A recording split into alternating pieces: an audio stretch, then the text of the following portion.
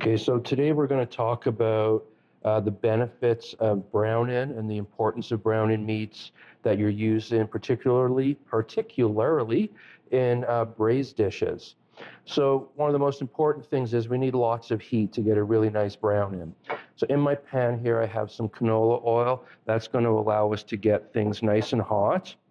Now, once this is hot, the thing with canola oil, it isn't brown as well as, say, butter. So we're going to add some butter now. Get that beautiful sizzle. So now we get the high heat of the oil and the brown-in of the capacity of the butter. Then once that is in, we want to make sure it's nice and hot. I'm going to kind of wait till the sizzling kind of slows down. Stop hearing that noise. Then we've got rid of most of the moisture in the butter. Then we're going to start adding our meat. So the important thing now is not to overcrowd the pan. You hear that sizzle when I put it in there? You never want to lose that sizzle. If you put too much meat in, you lose that heat. Things won't brown, they'll just start to cook in their juices. Okay, so now what we want to do is we just want to leave it in here. We don't want to play around with this. What ends up happening, especially if you're not using a non-stick pan, the minute you put it in, it will stick to the bottom of the pan, but as it browns, it releases itself. So you want to make sure that you give it time to get that nice browning action.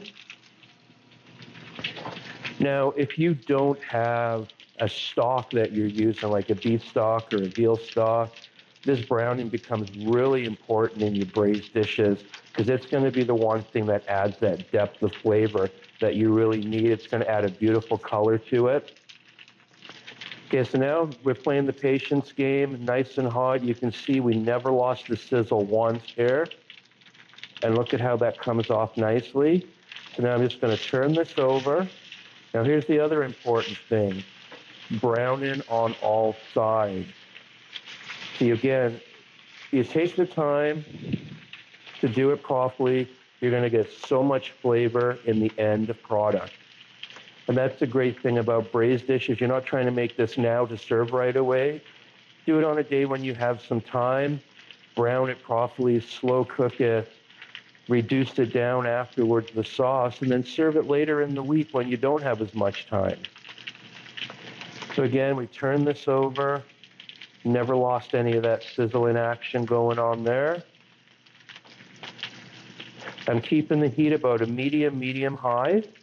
You just want to be careful now for splattering.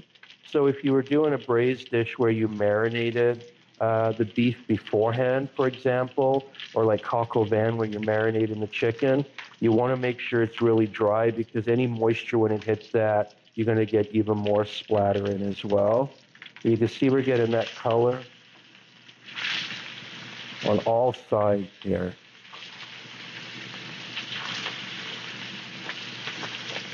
So the other thing with this brown-in as well, we're getting a lot of those beautiful bits on the bottom of the pan.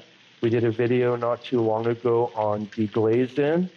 And this brown-in action here, once we're done all of our short rib pieces, I take off the oil, I take off the butter, and you'll see, like I say, this beautiful caramelization on the bottom of the pan. That's when we hit it with some wine, some stock, some water, and deglaze it as well. So this is just a quick video on the importance of the brown-in. You can see now all sides. You're going to get just an amazing flavor, a depth of flavor, a richness in your braised dishes by taking the time to do this properly.